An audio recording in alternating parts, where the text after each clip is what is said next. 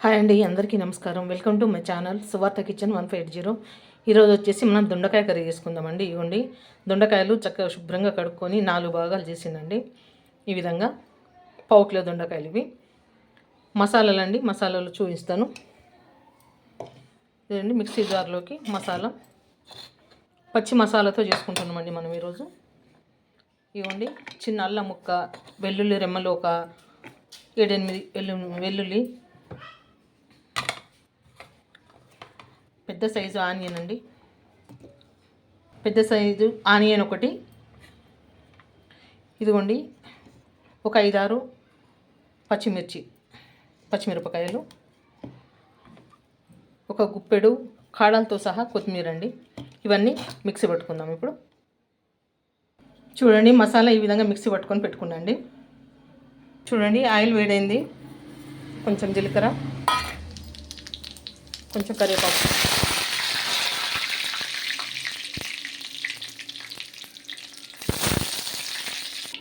మనం మిక్సీ పట్టుకున్న మసాలా అండి.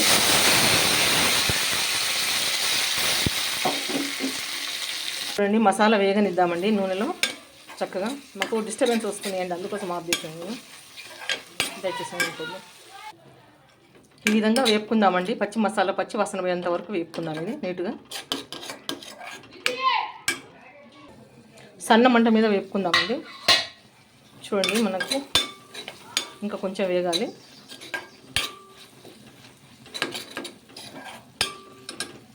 ఆయిల్ సపరేట్ అవుతుందండి. ఇప్పుడు దీంట్లో పసుపు వేసుకుందాం, సాల్ట్ వేసుకొని కలపాలండి ఇవి నీట్గా.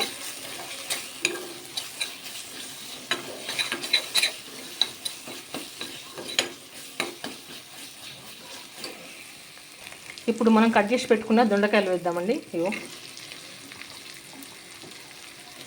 కొంచెం ముదురు కూడా వచ్చినండి దీంట్లో అయితే వేస్తున్నాను. పుల్లగా బాగుంటుంది.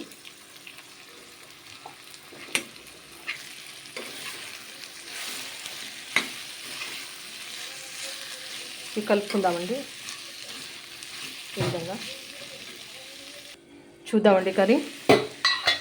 చూడండి, మనకి అడుగంటకుండా ఒక 2 స్పూన్ల వాటర్ పోసుకుందామండి. ఇవి మన మిక్సీ జార్లో వాటరు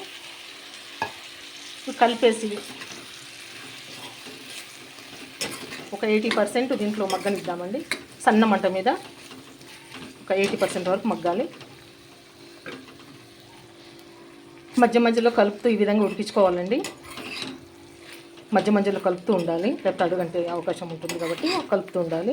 ఈ విధంగా కలిపి మూత పెట్టుకుందామండి. మళ్ళీ చూస్తున్న ప్రతి ఒక్కరు లైక్ చేయండి, సబ్స్క్రైబ్ చేసుకోండి నా ఛానల్ని ప్లీజ్. అందరికి రిక్వెస్ట్, చూస్తున్న ప్రతి ఒక్కరు కూడా. చూద్దామండి దొండకాయ ముక్కలు ఎంతవరకు ఉడికినాయో.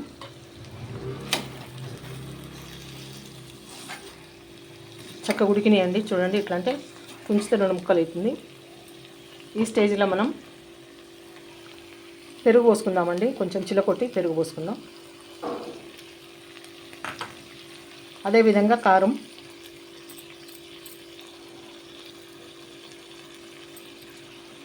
రుచికి తగ్గట్టు కారం వేసుకోండి. మీరు ఎంత తినగలిగితే అంత వేసుకోండి కారం.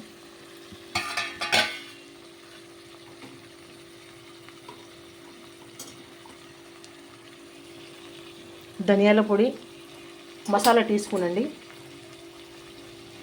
చిటికెడు గరం మసాలా. ఇవన్నీ నీట్గా కలుపుకుందామండి. ఈ విధంగా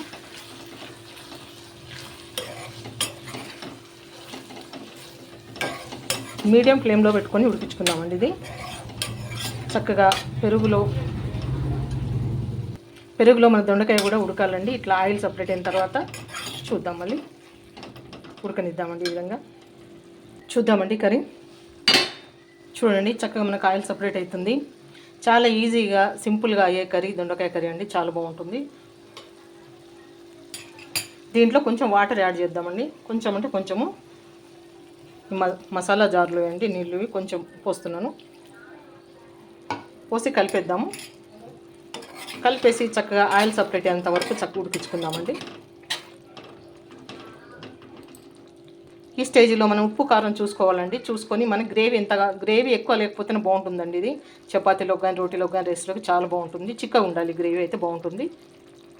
ఉడకనిద్దామండి. ఇక మూత పెట్టేస్తాను, సిమ్లో పెట్టి ఉడికించుకుందాం. ఒక్కసారి మన కర్రీ చూద్దామండి. చూడండి చక్కగా ఉడుకుతుంది. ఇంకొక 2 నిమిషాలు ఉడకనిద్దామండి. చాలు, 2 నిమిషాలు సరిపోతుంది మనకి.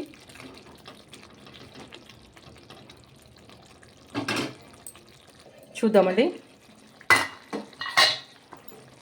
పచ్చి మసాలా దొండకాయ కర్రీ సూపర్గా ఉందండి. టేస్ట్ చాలా బాగుంది, నేను చూసినాను. చూడండి ముక్క మనకు ఇట్లా తుంచితే వెళ్ళిపోతుంది. చాలండి. ఇది మనకు ఇంకా స్టీల్ పాత్ర కాబట్టి వేడి ఉంటుంది, గిన్నె మంచి దగ్గరకు వస్తుంది మనకి. గ్రేవీ ఇంత సరిపోతుందండి. ఇదిగో ఇంతకంటే ఎక్కువ అవసరం లేదండి గ్రేవీ. చూడండి చిక్కగా చాలండి మనకి గ్రేవీ. ఇంకా చల్లబడిన తర్వాత ఇంకా దగ్గరకు అవుతుంది.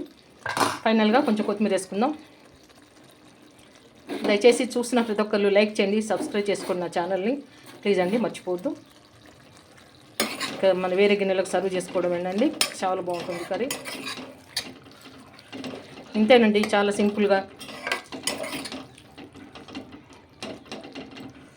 ఇక స్టవ్ ఆఫ్ చేస్తున్నా అండి. మరొక మంచి వంటతో నెక్స్ట్ వీడియోలో కలుసుకుందాం. ఉంటానండి. చూడండి సర్వింగ్ బౌల్లో తీసుకున్నాను. ఎంతో టేస్టీ అయిన దొండకాయ కర్రీ రెడీ అండి. ఇక ఉంటానండి, నెక్స్ట్ వీడియోలో కలుసుకుందాం.